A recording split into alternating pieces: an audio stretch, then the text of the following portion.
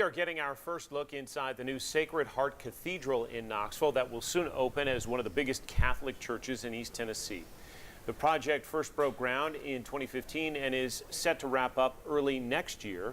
10 News reporter Marc Sallinger takes us inside that sprawling construction site. From above, you can see the massive scope of the construction project.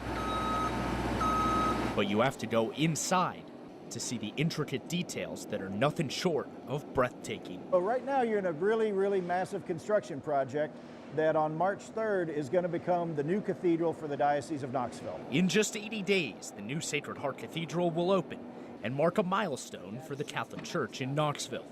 As the diocese grows, the cathedral will be the crowning jewel. This cathedral is not just a church for Sacred Heart, but it's a church for all of East Tennessee.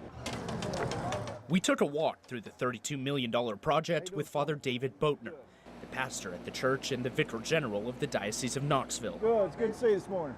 Every cut, placement, and scrape is precise, down to the smallest detail.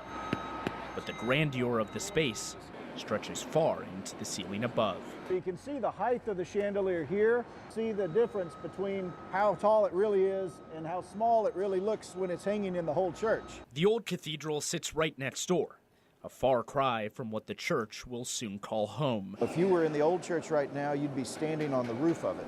Marble straight from Europe stands side by side with local woodwork that adorns the walls. Hand-drawn canvases fill the ceiling, and a view more reminiscent of an Italian basilica than a modern cathedral. My hope is when people walk through the doors of the church that they really look and they're just inspired. It's a project years in the making, gaining its inspiration from churches of centuries past. Marc Sallinger, WBIR 10 News. Almost 1,000 people worked on the project since it broke ground almost 3 years ago. It is stunning.